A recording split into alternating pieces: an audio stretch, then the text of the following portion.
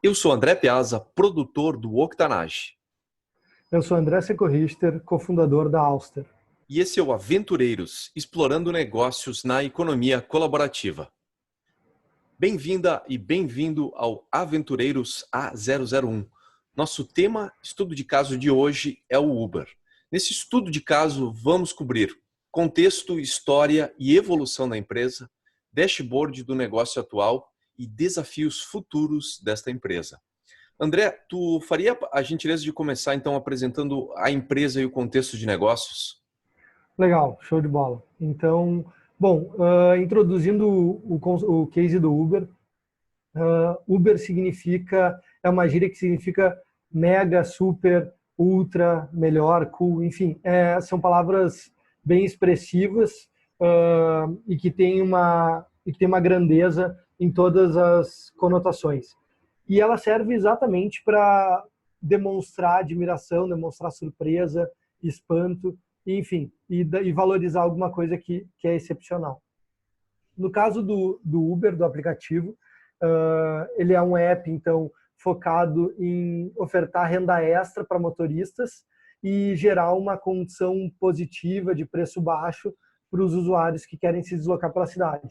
Não só isso, pelo fato de mexer com mobilidade, ele acaba reduzindo o número de carros a serem estacionados, diminui o número de carros na rua, e, enfim, acaba mexendo com todo o ecossistema de mobilidade das cidades que eles estão operando.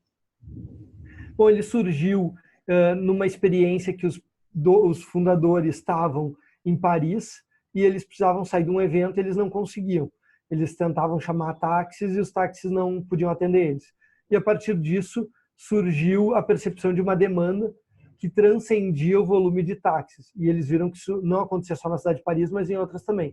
Eles tentaram achar uma maneira de vincular a necessidade de deslocamento das pessoas com o conceito de economia colaborativa que estava surgindo nessa mesma época. Acho que para introduzir esses seriam os pontos. Não sei se quer fazer alguma ressalva. André, quer falar sobre algum Eu tenho um pouco da história para contar, que é justamente como é que Legal. aconteceu isso tudo passo a passo, né? Então, o Garrett Camp, que foi um dos fundadores do Uber, ele começou a namorar a Melody McCloskey.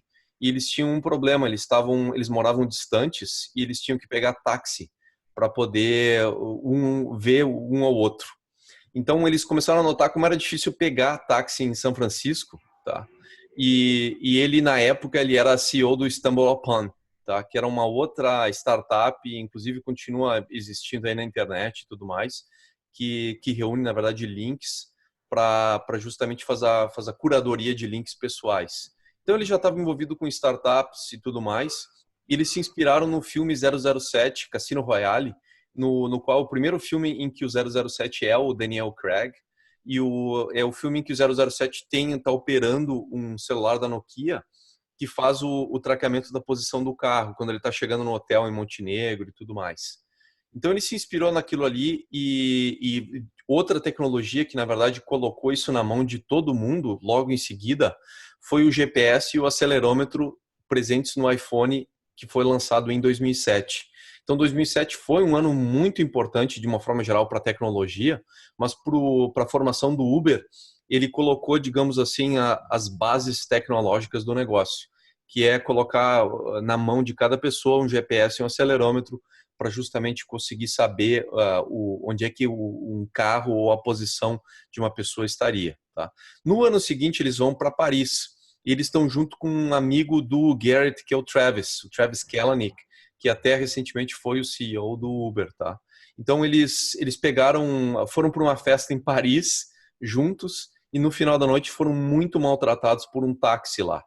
Tá? E chamou atenção porque ele, sabe, foi muito ruim a experiência e o Travis começou a se deu conta e falou assim, ó, dá para fazer algo diferente, um modelo muito melhor do que um táxi, que justamente tem a presença mais humana e até mais, começando com respeito, mas que seja uma experiência mais humana e como eles gostam muito de dizer, que termine com um aperto de mãos. Tá? E então, assim, explorando a história do Uber, eu acabei descobrindo outras coisas muito interessantes para quem quer empreender. E assim, o trabalho envolvido, o trabalho que eles tiveram para fazer a gestação da ideia. Porque muita gente pensa que, tipo assim, se tiveram a ideia, foram lá, conseguiram investimento, foram lá, fizeram, construíram um app e aí o negócio pegou fogo, tá? Na verdade, não tem momentos disso, tá? Mas entre cada uma dessas coisas tem um monte de trabalho envolvido. Então eu vou mostrar algumas dessas coisas, o que chamou atenção e que pouca gente faz. Então a primeira coisa que me chamou atenção foi a pesquisa de mercado, tá? Que eles criaram um planilhão num tipo um Excel mesmo, tá? E colocaram mais de 100 perguntas que eles tinham sobre o mercado. À medida que eles iam refletindo, ia surgindo uma pergunta e eles iam logando dentro dessa planilha, tá? E para cada uma das perguntas que eles tinham, eles associavam um número de horas e relacionados a resolver aquela tarefa ou a responder aquela pergunta. Então eles tinham nessa planilha, por exemplo, perguntas, por exemplo, do tipo qual é o número de pessoas que tomam um táxi em São Francisco? Quanto tempo a pessoa fica dentro de um táxi? Qual o modelo de negócios de empresas alternativas ao modelo de táxi? E eles iam associando com horas e até com pessoas para ir, digamos assim, fechando aquelas dúvidas e tendo estatísticas e dados, tá? Outra coisa que chamou a atenção disso é que eles faziam que nem a gente, André. Eles se reuniam pessoalmente, tá? A gente não se reúne pessoalmente por causa da distância, né? Tu tá em São Paulo, eu tô em Austin. Mas eles se reuniam e eles começavam a rascunhar modelos de negócio no papel. Então eles rascunhavam modelos de negócio nos almoços e jantas, tá? E faziam então aquele modelo clássico do paper napkin, né? Que é tipo assim, pegar o guardanapo de papel para tomar notas e fazer disso aí um modelo de negócio. Então tu vê que eles estavam realmente o tempo inteiro se dedicando a isso e tomando notas e levando isso com muito profissionalismo, tá? Outro ponto que me chamou a atenção foi que eles estavam indo contra o monopólio estabelecido em cada cidade do mundo, protegido por governos, polícia, tá? Inclusive máfias de táxi. Então, assim, respeitosamente, a gente precisa se dar conta que o táxi é uma concessão pública feita e é um monopólio em geral, tá? Uhum. E esse monopólio, na verdade, é super protegido e, na verdade, porque tem muita gente envolvida e é super protegido inclusive por leis e por monopólio. Então, eles foram contra isso aí e isso foi uma coisa muito difícil, porque eles tiveram que negociar contra o monopólio, tá? E, inclusive, tem histórias aí bem claras de ameaças que eles receberam ao redor do mundo, tá? Começando por São Francisco, tipo assim, ligando para ele, dizendo, olha, sei quem são teus filhos, sei onde vocês trabalham e estamos de olho aí no que vocês estão fazendo aí no Uber, tá? Sim. Então, assim, coisas assim bem pessoais e tudo mais, tá? É, Então, assim, hoje em dia, desculpa te interromper, hoje em dia tu vê que bastante gente migra do táxi para o Uber, até pela liberdade do horário, pela tranquilidade de poder fazer em qualquer lugar, enfim. Ao mesmo tempo, tu vê também que é uma coisa que fica muito claro como as startups que começaram em 2005 até 2008 estão num ritmo completamente diferente das startups que começam hoje, quando a tecnologia já está estabelecida, né? E a gente que fez já outros, não gravados ainda, mas outras lives falando de outros negócios de economia colaborativa vindos da década de 90, antes do boom das dot-coms, a gente vê mais claro isso ainda, de como vai evoluindo não só a sistemática de desenvolvimento do negócio, de teste, inclusive de se consolidar no mercado, né? Que o Uber, ele entra, ele vê, olha, o mercado que eu tenho é esse, mas não é um oceano azul, é um oceano, inclusive, bem vermelho.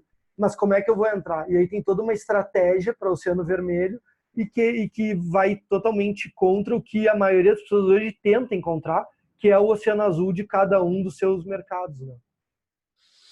Bem interessante essa análise mesmo. De fato, aquelas startups ali de 2005 a 2008, elas têm outro ritmo e elas têm, digamos, outra projeção, inclusive. Então, tem Twitter, tem Uber dentro desse pacote, tem uma série de outras startups que agora não me vem à mente, mas é outro nível e eles começaram assim tudo juntos, tá? Então, assim, para finalizar a história deles, né, e assim, justamente o aspecto que eu queria trazer à relevância é o fato deles estarem constantemente testando ideias e experimentando na prática. Isso, inclusive, a gente vai ver depois, uma das consequências disso é lançar diversos produtos que não têm sucesso, tá?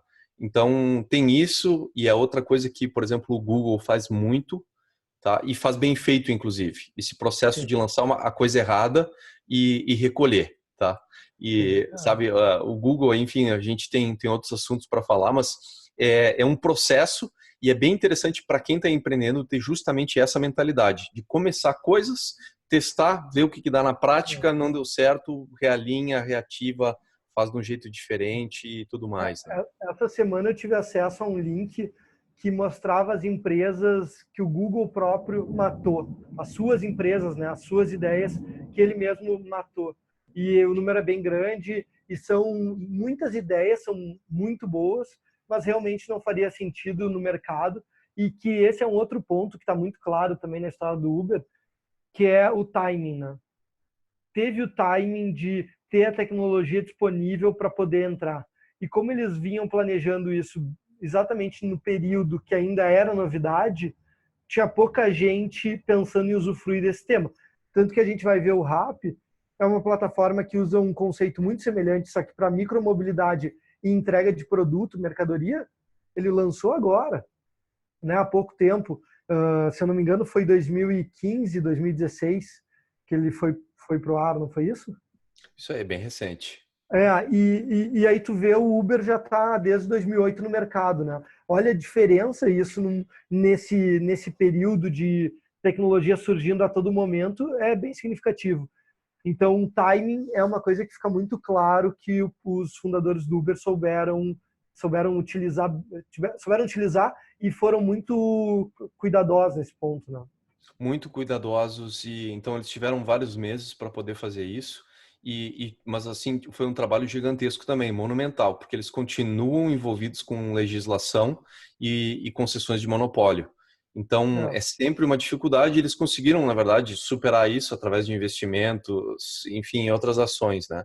Para finalizar, contexto histórico deles, eles lançaram de fato o serviço em 2008.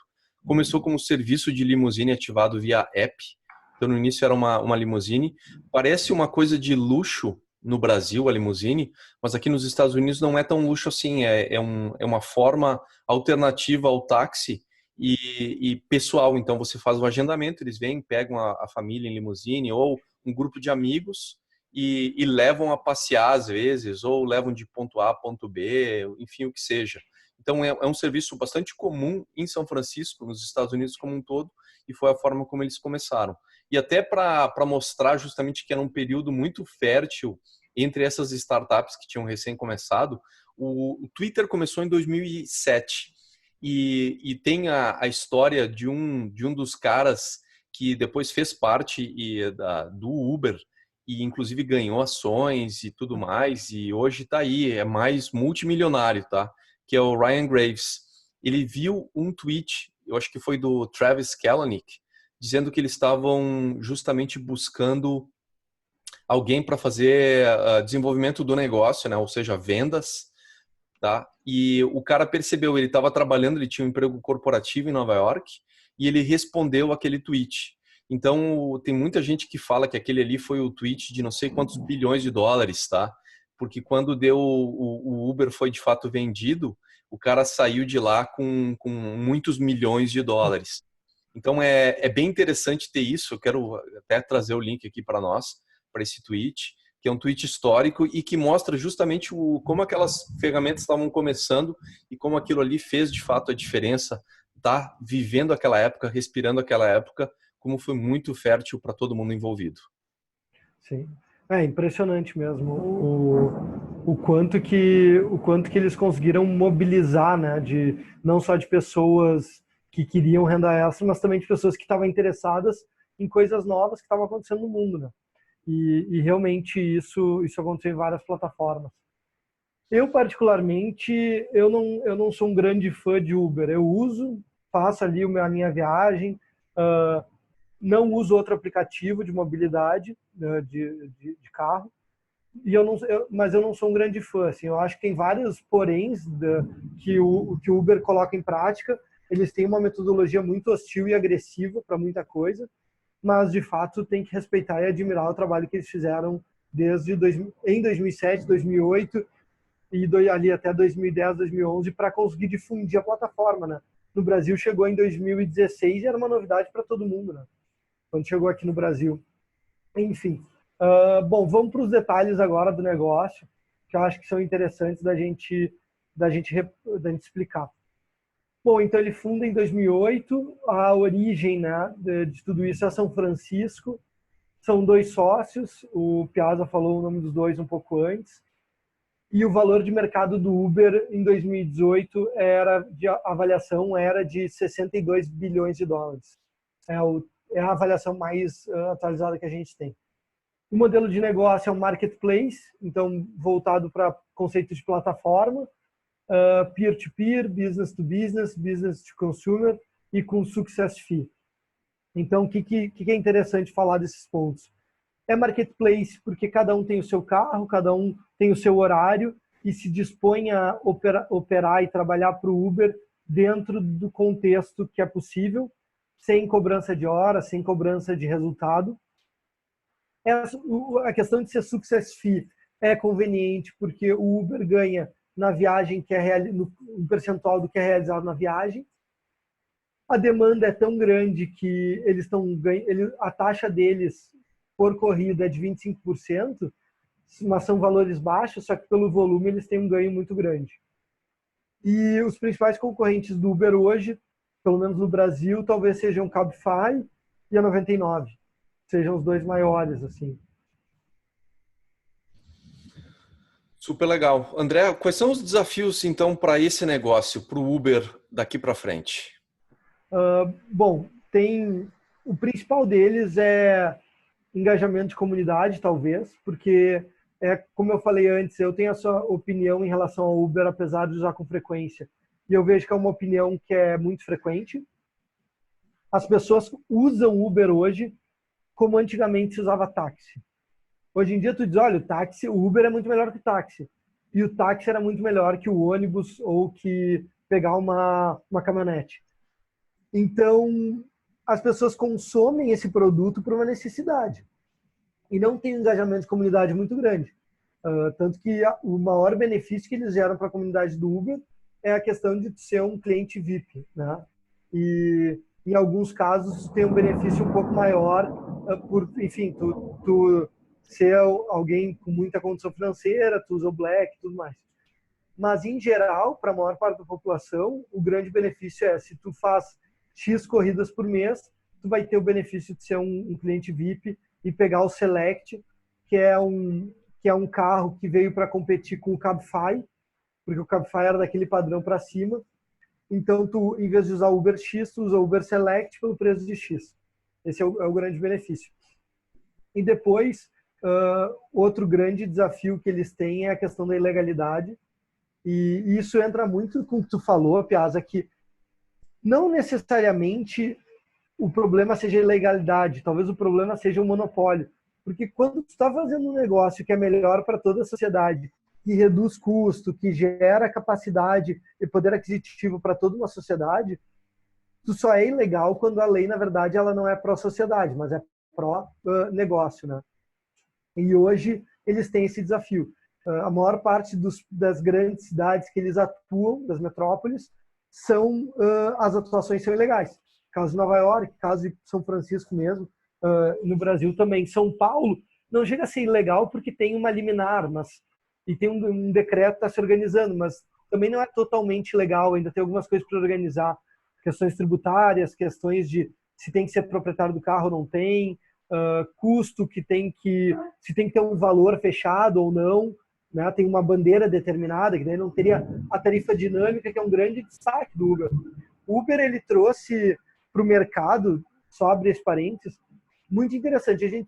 Quem é liberal ou quem é com cunhos econômicos de direita, fala muito da questão da demanda, da procura e da demanda e da variação de preços, né? E que isso não teria problema nenhum na economia. E de fato não tem, os conceitos econômicos na teoria explicam muito bem isso. E o Uber, ele, pelo menos no meu conhecimento, é a primeira plataforma que traz isso com volume e com perenidade. Porque outras plataformas tentaram isso. Olha, quem mais compra essa camisa vai ter essa camisa mais cara daqui a pouco, ou não. E o Uber, ele faz isso. A dinamicidade do preço está atrelada à demanda que tem na rua e a quantidade de produto, né, que são os carros que tem ao redor. Então, eu estava falando até essa semana com o motorista de Uber que falou, olha, eu não caio mais nessa quando ele me avisa, olha, lá em tal lugar o preço está dinâmico. Porque quando chega lá, o preço não é mais dinâmico. E provavelmente é porque tem um excesso de motoristas, né, muito maior do que a demanda de clientes. Mas, enfim, saindo dessa questão mais técnica de economia, o Uber consegue implementar um conceito que é utilizado na maior parte das nações. Ele consegue trazer isso para dentro de um aplicativo e cria uma micro-realidade em volta daquele aplicativo. E é engraçado ver as emoções que a gente tem nisso, que é quando tu tá pegando um Uber e o preço está baixo, tu acha maravilhoso. Quando tá na dinâmica, tu te sente ofendido e usurpado. E que, na verdade, é um grande absurdo, porque se tu tá usando o Uber, tu já acredita num conceito um pouco mais liberal. Por isso, tu não tá pegando táxi. E aí, quando mexe com o teu bolso, tu tem tendência a ser um pouco mais conservador. Mas, enfim, tudo isso mexe muito com a questão das leis já predispostas nas cidades e que mantém o oligopólio ou monopólio das operações de táxi. E isso não é diferente em nenhuma cidade. Todas as cidades, principalmente as grandes, têm essa organização, não criminosa, mas tem uma organização de muito poucas empresas, muitos táxis. Em algumas cidades do Brasil, inclusive, pessoas que lidam com a questão de trânsito são proprietários de diversos táxis na cidade. E pelos protestos que vieram acontecendo no Brasil a partir do surgimento do Uber, ficava muito claro que tu não estava só interferindo no mercado do táxi, mas estava mexendo pessoalmente com algumas pessoas, pela angústia que tinha, pela ansiedade que tinha nas discussões e extremamente acaloradas. Enfim, essa é a questão da ilegalidade. Então, dois desafios que a gente falou é engajamento de comunidade e legalidade do Uber. E a terceira, mais importante, é más experiências. O Uber, assim como o Airbnb, assim como o Couchsurfing, começou e para tomar mercado, que é muito essa coisa da economia colaborativa, de marketplace, de crowdfunding, de plataforma de crowdsourcing, é praticamente jogo de war. Tu tem que te posicionar muito bem no mercado, porque senão tu não consegue tomar conta dele depois. O Rappi é assim, a Glovo definiu que está saindo do mercado brasileiro exatamente porque não tem condições dentro da estratégia dela de se manter e crescer no mercado brasileiro. Mas, enfim, dentro disso, o Uber cresceu com tanto volume, tanta velocidade, que ele acabou gerando más experiências. Muito pelo descontrole do início do negócio. Ele se preocupou tanto em ter volume e se posicionar, que ele deixou algumas frentes abertas e essas frentes permitiram que ocorressem mais experiências. Então a gente tem desde uma experiência de Uber que não chegou e cancelou em nome do cliente, e aí o cliente teve que pagar e teve que pedir ressarcimento, até casos de assédio, onde clientes entraram e o motorista do Uber quis assediar sexualmente ou foi abusivo, enfim. E também outros casos de experiências ruins mais voltados para motoristas, que são os assaltos, né? O Uber, quando determinou que ia aceitar dinheiro, ele não se preocupou em gerar segurança na hora do cadastro e as pessoas faziam cadastro de forma muito básica, beneficiando a se manter anônimo e conseguir assaltar motorista, roubando dinheiro, roubando carro, roubando celular. E o número de motoristas prejudicados foi bem alto. Talvez não alto em termos do negócio, mas em termos de histórias que passam uma má impressão, é gigantesco, né? Então, essas más experiências, elas foram minando um pouco a situação do Uber. O Uber perdeu um pouco o controle também na qualidade dos motoristas, o que aumentava as más experiências. E aí muitas pessoas acabaram migrando para outros aplicativos concorrentes nessa época. E o Uber teve que fazer todo um investimento em termos de mídia, em termos de banir alguns motoristas, de trazer outros, de beneficiar passageiros para fazer o negócio deles voltar a acontecer, né?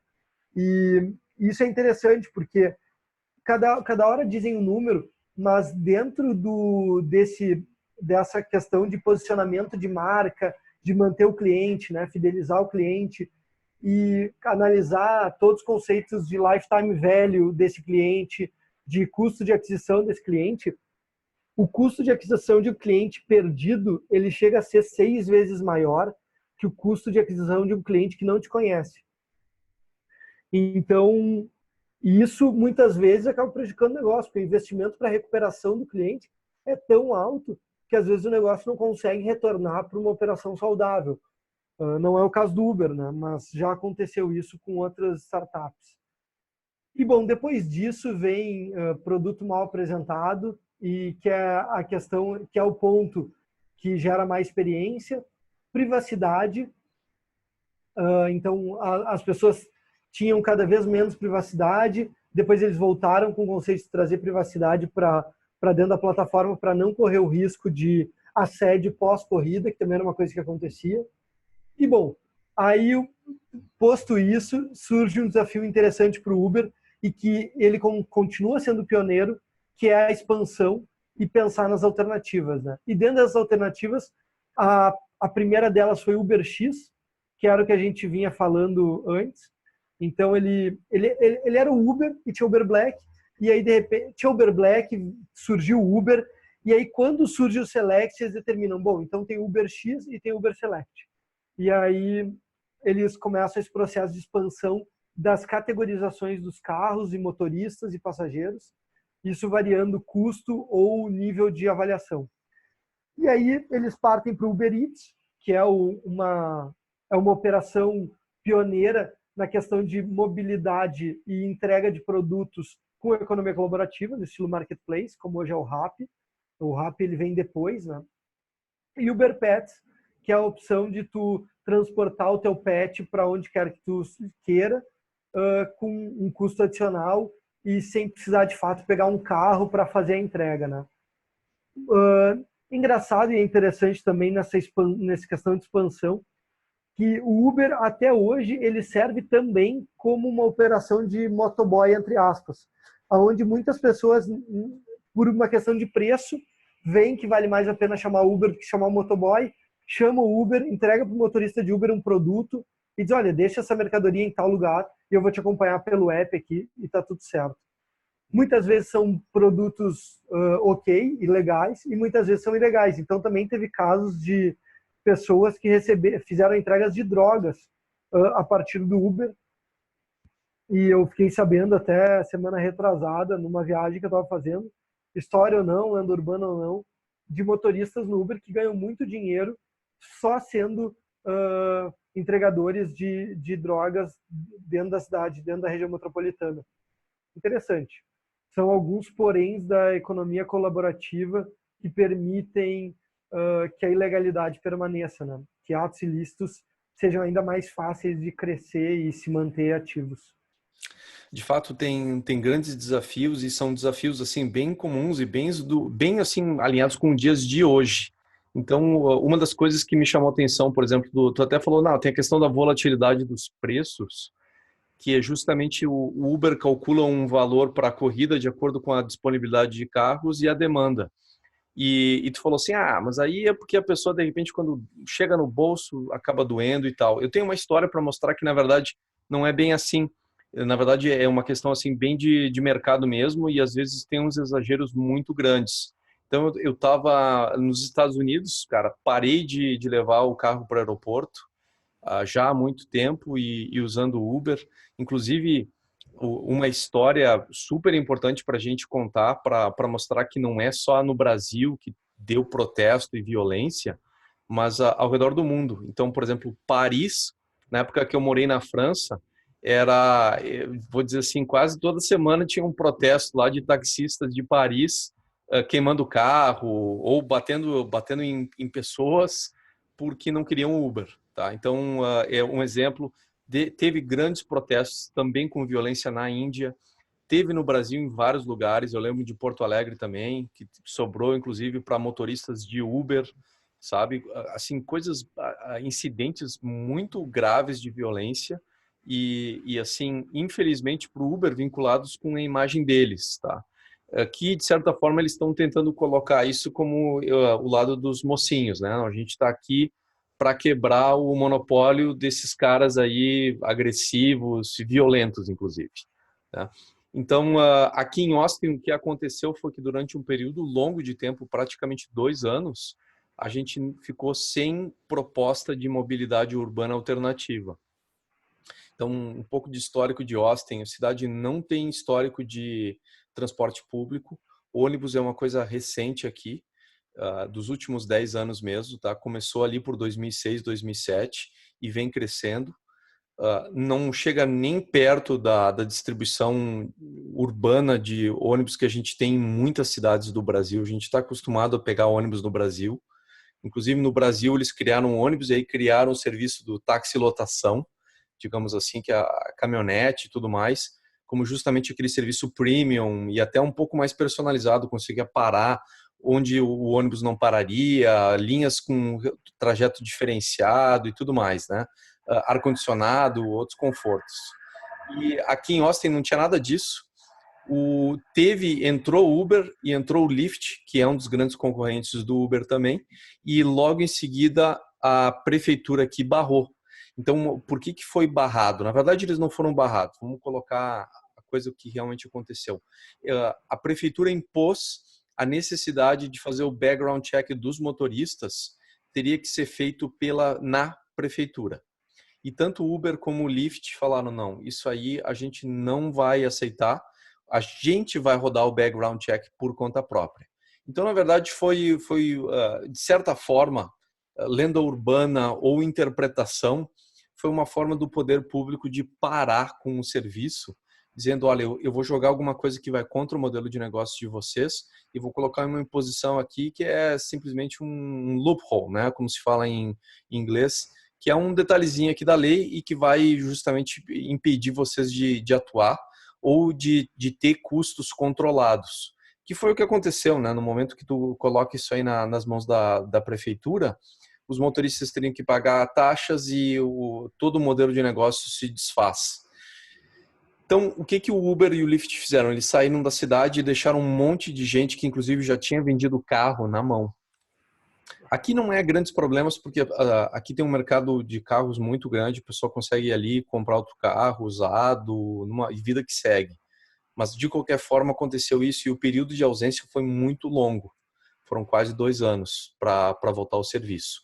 Então, voltando à minha história original, estou eu no aeroporto, chego no aeroporto, eu não pego táxi, tá? Por vários motivos, tá? Primeiro que a corrida é mais cara, segundo que a corrida, mesmo sendo o mesmo preço, às vezes o cara fazem de má disposição.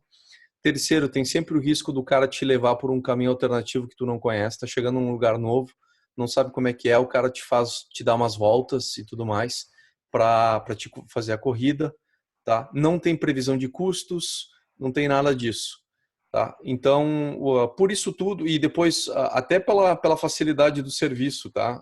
Quando eu sou cobrado no táxi, tem aquele esquema da bandeirada, que aquilo ali para mim é a maior bobagem intergaláctica já inventada, tá? Que aquilo ali é um aproveitamento da situação de uma cultura de inflação para justamente colocar preços novos e tal, sabe? E tem sempre aquela coisa do tipo, não tem bandeirada, é só o medidor, e chega lá no medidor, o cara quer arredondar para cima, não tem troco, aquela coisa toda. Aqui nos Estados Unidos não tem esse problema que a gente paga com cartão de crédito e não tem galho. Tá? Mas, de qualquer forma, a própria bandeirada ou tabelas existe e aquilo ali é uma bobagem estratosférica. Tá? Então, assim, tu pode ver, eu tenho bastante resistências em relação ao serviço do táxi, nem falei em relação ao atendimento, tá? Que é outra coisa, que é um outro capítulo à parte de tão problemático que isso aí é, mas meu perfil é aterrizo, eu pego e vou no Uber. Tá? Então me chamou a atenção em vários lugares que eu fui, que tinha uma fila assim nos 20, 30 táxis parados esperando, e todo mundo tinha uma fila de outras 30 pessoas esperando chegar o Uber ou o Lyft, tá? Lado a lado. E ninguém, daquela demanda criada, ninguém vai ali pegar o táxi. Tá? E ficam todos os táxis ali parados, e assim, como a gente acaba esperando algum tempo, então assim, tem um comprometimento do usuário, a gente ficava esperando ali uns bons 15, 20 minutos às vezes, tá? No frio e tudo mais, tá? Mas ninguém vai pegar táxi. Tá? Impressionante esse movimento. Então assim, me chama a atenção porque em termos de demanda e suprimento, estão ali lado a lado. Os táxis ali parados e as pessoas ali esperando no frio durante 20 minutos, mas ninguém arreda pé, espera pelo Uber ou pelo Lyft. Tá? E a segunda coisa que me chama a atenção dentro desse contexto é que dependendo do momento em que eu chego no voo, tem aquela volatilidade dos preços. Então, uma corrida que é para custar X, está custando às vezes 2x ou às vezes até mais. Então aconteceu várias vezes para mim, chegando no aeroporto de Austin, eu estava vindo para casa e eu tenho mais ou menos uma visão de quanto é que tem que custar aquilo ali, que é na faixa dos $21, 25, tá? Às vezes eu estou disposto a pagar um pouco mais, mas de qualquer forma chama atenção quando a tarifa vai a 46 ou a 50, tá? E eu me neguei a pegar aquela corrida, porque eu estava pagando duas vezes, 2,5 vezes aquilo que eu deveria estar de fato pagando. Então, de fato, tem a reclamação, e eu acho que ela é mais comum em grandes cidades, porque o Uber se aproveita dessa situação para justamente cobrar muito a mais. Não é 2, 3 pila a mais, é um valor substancialmente maior, tá? E é uma coisa temporária, e tu não tem um controle, tu não consegue ver, tu não tem uma curva de demanda, um medidor, algum tipo de sinal no app que te fale disso. Exatamente. Antes eles te davam a dinâmica que estava. Olha, tá 1.2, 1.3, 1.4. Não sei nos Estados Unidos, no Brasil eles tiraram essa opção. Não tem então mais. Hoje em dia tu não vê mais. E assim, 80% das corridas que as pessoas fazem é para um lugar que elas não conhecem muitas vezes, né? Trabalho, aí principalmente se tu é vendedor, tu está mudando e tal. Poucas são aquele caminho que tu vai fazer já pré-determinado, que tu sabe o valor. Então muitas vezes é muito difícil tu saber se está na dinâmica ou não está, né? Muito difícil, e então o que eu fazia como usuário era repetir, ficar chamando várias vezes ali, vendo qual era o valor, e de fato deu 5 minutos, 10 minutos, baixou o preço por uma faixa acessível de novo. Então, em vez de pagar 21, 25, eu acabei pagando 28, mas pelo menos não paguei 46. Aí tu pode justamente, sabe, considerar se de fato isso aí tu deveria estar fazendo esse comportamento ou não, eu deveria ter pago os 46, quase 50 e tal. E eu acho que tem uma questão de valor. Isso eu sabia porque eu estava chegando na minha própria cidade. Se eu tivesse indo para uma outra cidade, como é comum acontecer, eu já não perderia essa noção de valor. E é por isso, inclusive, que o app não mostra, tu está pagando 1.4. Opa, só um pouquinho. Tá pagando 2.5. Opa, o que é isso aqui? Porque aí imediatamente me faz atravessar a rua e às vezes não, na verdade é só bater ali na janela e pegar um táxi, né? Que é a alternativa. Então, tem uma questão aí da volatilidade dos preços e como os usuários se comportam em diferentes situações. O aeroporto, que foi a que eu acabei de citar, é apenas uma delas. Tá? E outro ponto que eu queria repassar também é a questão da privacidade, que é um assunto super comum, super atual e super relevante também. Então, eu estou vindo aí do South by Southwest, que falou muito a respeito de privacidade. E assim, a conclusão que as pessoas estão chegando é quando você não está pagando pelo produto, você é o produto. E você é o produto na forma da sua privacidade ou dos seus dados pessoais. Então, assim, só colocando em perspectiva uma coisa que é bem importante que as pessoas talvez não notem ainda, que é o Facebook, por exemplo, ele utiliza os seus dados de usuário, que segundo eles são anonimizados, mas que o perfil fica marcado, um usuário homem nessa faixa de idade, com essa formação educacional, que mora nessa cidade, que visitou aquela outra, que usa no dispositivo X, Y, Z, que tem interesses variados, né? Então ele usa esses dados para colocar um anúncio na sua frente, na verdade, muitos anúncios na sua frente. Se a gente for correr o newsfeed hoje, um terço deles é anúncio, Sim. que é um número Não, absurdo. Tá? Exatamente. Eu estava num evento semana passada que era sobre blockchain e um dos palestrantes, muito bom ele, por sinal, cara super ligeiro, super antenado, super envolvido também com bons, com governo, com várias empresas focadas em blockchain. Ele falou, olha, hoje em dia, tu não tem mais tua personalidade, a tua personalidade é a do aplicativo que tu tá usando. Porque tem o teu rating no Uber, que é 4.8, por exemplo, que é o meu caso, 4.86. Se eu for pro Cabify, eu não levo essa minha personalidade, enfim, essa minha imagem, né? Não é essa palavra que eu quero usar, mas eu tenho uma imagem ótima no Uber, mas se eu for pro Cabify, eu começo tudo do zero. E ele fala, cara, o blockchain, ele te permite essa privacidade a ponto de que se tu vai pro Uber, vão ver, olha, o André tem uma avaliação de 4.86, ele é um bom cliente, apesar de estar começando agora, ou olha, o fulano lá não é um bom cliente porque ele já vem com esse legado dos outros aplicativos. A personalidade fica, com o sistema de blockchain, ela fica garantida, a privacidade é mantida e, de fato, tu pode até não pagar por um serviço, mas com o blockchain, tu não paga, mas tu pode receber por isso, né? E dele fez uma análise mostrando várias plataformas e as plataformas da mesma linha em blockchain. Então, browser, rede social, enfim, estilo WhatsApp. E ele mostra em blockchain, ele diz, cara, aqui, quando tem anúncio dentro dessa rede social, a gente pode escolher se a gente quer receber ou não. Se a gente quiser receber, a gente vai receber um FII do custo daquele anúncio. Se a gente quiser ajudar aquela marca que a gente está recebendo o anúncio, a gente pode definir para o valor que a marca me paga para eu ver o anúncio dela, eu vou repassar para ela de volta para ela ganhar mais. Então, o blockchain ele permite que muitas dessas coisas não aconteçam. E é engraçado ver que várias dessas plataformas que ganham muito dinheiro com os dados, elas não fazem questão nenhuma de tornar a plataforma delas desenvolvida com blockchain, né? Porque perderia tudo isso. Então, sim, esse fator da privacidade é péssimo, né? Na verdade, eu acabei não concluindo o ponto, Desculpa, que eu justamente estava fazendo um paralelo, mas eu acho super importante, né, falar dessas coisas aí, inclusive esperar que exista um blockchain dentro de uma plataforma privada, na qual eles estão justamente usando os teus dados de usuário ou o teu usuário como forma de justamente fazer isso aí.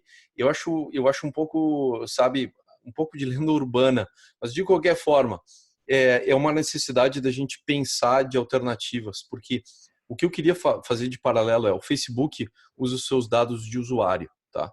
O Uber, como você está viajando junto, o usuário, na verdade, tá participando. Isso são duas camadas ou dois níveis de comprometimento completamente diferentes, tá? Então, assim, uma coisa é usar os seus dados de usuário e mostrar para você anúncios que, entre aspas, lhes são relevantes. Outra coisa é usar você como usuário como sendo a oferta, que é o caso do Uber. Então, você está super comprometido, não só porque você, no caso, tem aquela adaptação do Brasil, né, o estilo motoboy para entregas, entrega aqui, vou estar acompanhando pelo app e tudo mais e tal, né? Ou até de vapor, que tem essa possibilidade aí também, mas você está viajando junto. Então, e sabe exatamente o local em que você estava no dia tal e aquilo fica marcado dentro do sistema. Isso está disponível e visível, inclusive, para o motorista e para o próprio Uber. Então, é um nível de comprometimento bem maior, tá? Que outras plataformas acabam tendo de forma até mais esporádica. Então, o Facebook sabe que você teve em local X quando você faz a marcação na foto, por exemplo. Ou quando você disponibiliza justamente os seus dados de localização para eles. Eles vão acompanhando e vão registrando aquilo tudo. Tem muita gente que diz que a própria Apple faz, por ter o dispositivo deles, faz exatamente, sabe onde você está a todo instante. Então tem uma série de comprometimentos aqui que são diferentes. Então eu só queria chamar a atenção em relação a isso, que a privacidade tem várias camadas, tem várias formas de incluir você. O Uber é uma forma muito privativa e uma forma potencialmente que expõe excessivamente, inclusive, a sua personalidade, ou a palavra que tu estava buscando antes, eu acho que era identidade, tá?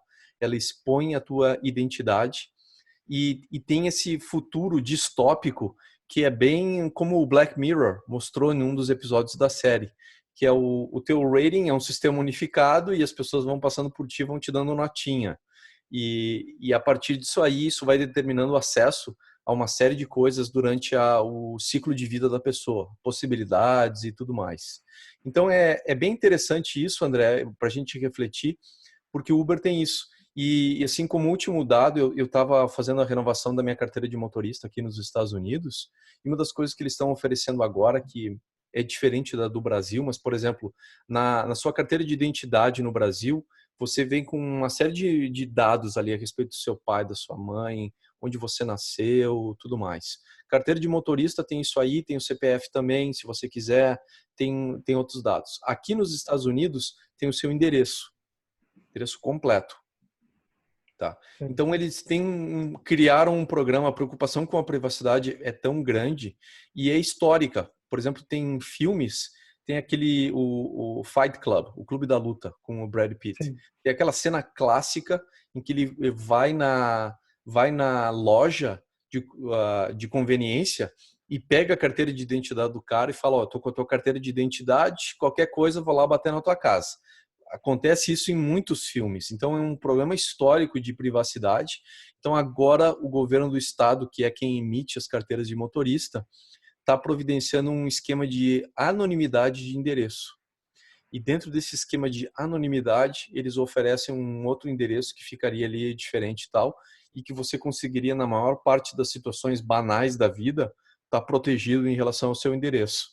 Eu acabei não clicando nisso aí porque tem muitos locais que pedem para você enviar a cópia da carteira de motorista como prova de endereço. E eu acabei de usar isso para renovar o meu passaporte. Tá? Então, para a renovação do meu passaporte, eu precisava mostrar que eu moro dentro da jurisdição do consulado X. Então, eu mandei para eles uma cópia da minha identidade. Se eu não pudesse usar minha identidade, teria que usar um outro instrumento para isso. Como para mim é uma cópia muito simples, muito barata e não exige que eu envie o original. Para mim isso é muito bom. Então eu acabei optando por deixar o meu endereço ali Claro. envolvido, mas é para mostrar que de fato é um problema grande e é um desafio moderno que as pessoas estão se preocupando bastante, estão surgindo produtos justamente para isso. O blockchain é um exemplo, a anonimidade na carteira de motorista aqui no estado do Texas é outro exemplo e assim por diante. Show de bola. Cara, eu acho que agora o próximo passo é a gente largar aqui algumas perguntas em termos de visão de futuro, que a gente não tem essas respostas naturalmente, e que seriam elas, né? Bom, eles são os pioneiros nesse mercado, e qual vai ser a capacidade deles de se renovar e se manter liderando? Que estratégias que eles vão usar para se manter na liderança desse mercado? Então, vai ser comprar plataformas menores que concorrem com eles, vai ser organizar serviços que gerem mais expansão, vai ser expandir para cidades que ainda não existem. Enfim, né, como é que eles vão operacionalizar isso? Ao meu ver, eles provavelmente vão começar a comprar concorrentes e o próximo passo vai ser depois aumentar o número de serviços e tudo mais, né? Eles já têm a questão do helicóptero, eles têm a questão do carro muito forte, que é onde eles surgiram. Então, daqui a pouco o Uber se tornar uma empresa de aviação não seria algo totalmente estranho, né? Hoje não passa pela minha cabeça e não seria uma sugestão, mas, enfim, o foco deles é mobilidade focado em economia colaborativa, marketplace e ociosidade de produto, né?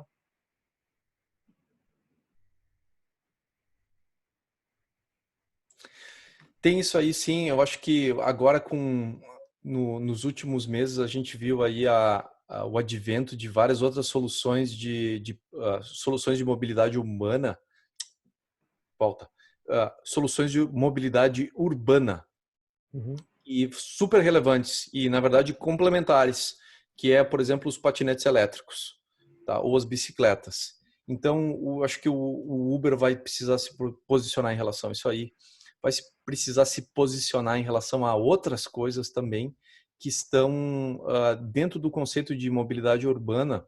Eu acho que vai ser importante para eles se definirem. Então, acho que tem uma questão de propósito e tem essas questões assim mais táticas, que é fusões e aquisições, como eles vão, na verdade, produtos que eles podem criar dentro do próprio Uber, dentro da própria plataforma, a questão de engajamento deles com a comunidade, porque hoje, embora a gente até apresente eles como um produto da economia colaborativa, eles são uma empresa aí que está recebendo investimento, que é uma empresa, uma corporação como outra qualquer, sabe, com faturamento estratosférico e tudo mais. Então, isso coloca eles faz deles uma corporação. E corporações, a gente sabe, elas não necessariamente vão estar levando o interesse público em primeiro lugar. Eles vão estar levando o interesse deles em primeiro lugar.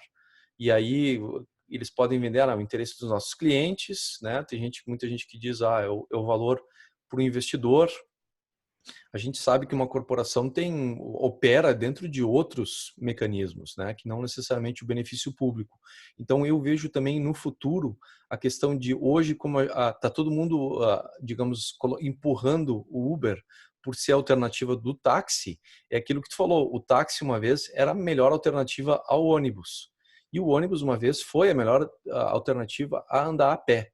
Então, tem uma série isso é uma escala e, na verdade, isso é uma escala infinita, né? À medida que a gente vai dando passos e alternativas vão surgindo, Uber vai ter que se posicionar em relação a isso. Qual a melhor alternativa em relação ao Uber? Então, acho que tem algo para a gente refletir aí em relação à legislação, a nós mesmos, de forma que a gente não perca o serviço de táxi, de forma que a gente não desmonte serviços públicos e de forma que continuem a existir investimentos nos serviços públicos, que o Uber, o Lyft, o Cabify, qualquer empresa, eles são entidades privadas que têm interesses próprios. Se a gente quiser algo de fato gerido com um interesse mais coletivo e até com um grau de inclusividade maior e de controle, em teoria, isso deveria ser continuado a gerir pelo poder público. Então é importante a gente não perder de vista que nessa guerra por ter um serviço melhor, a gente acabe não matando serviços que têm um valor de inclusividade e às vezes até de disponibilidade e serviços, inclusive, até bastante acessíveis por conta disso aí. E até, eu acho até que, assim, falando de visão do futuro, é importante a gente botar isso na escala, né? Que é uma entidade privada tentando resolver um problema público que afeta todo mundo, que é como eu vou de A a B, ponto A a ponto B, e que o poder público está tendo problemas históricos em gerir custos de passagem, né? É importante a gente colocar em perspectiva que o Brasil foi às ruas alguns anos atrás por causa de um aumento de tarifa de ônibus, e era um aumento de alguns centavos apenas, tá? Então, assim, não estou minimizando, eu estou só colocando o fato, né? Não estou minimizando o motivo nem nada, mas eu estou querendo lembrar, o poder público está com dificuldade de gerir isso aí, a iniciativa privada está interferindo de certa forma e criando serviços e espaço, que é uma coisa fantástica, mas isso não significa que aquilo que é gerido pelo poder público precisa continuar sendo mal feito. Eu acho que essa é a minha grande mensagem também de visão assim, para o futuro, para nós como pessoas ativas, influenciadores e tudo mais. Exatamente, concordo. E já deixa talvez para o próximo episódio que a gente grave, essa questão de concorrência, que é importante ter uma análise, não do poder público, não é isso que eu penso, mas como é importante a gente fazer um julgamento do que é importante, o que não é, e conseguir equilibrar, é o caso da Amazon, né? A Amazon vem fechando livrarias e livrarias ao redor do mundo, porque as pessoas só compram na Amazon pelo preço baixo. Só que quando a concorrência acabar, os preços vão deixar de ser acessíveis, né? Então, é um dumping feito sem limite, né? Então, isso é bem claro. Mas, enfim, acho que é isso e até o próximo episódio, né? Esse foi o Aventureiros A001 Uber. Aventureiros está disponível no YouTube, no nosso canal do YouTube e futuramente também em podcast. Envie sugestões de temas para mim e para o André através do octanage.com/comente. Gostou desse programa? Indique o nosso programa para outras pessoas, para as pessoas poderem assinar o nosso canal e receber o nosso vídeo que é publicado de forma semanal a respeito da economia colaborativa, de esportes e de negócios. Até a próxima. Show de bola, obrigado, até a próxima.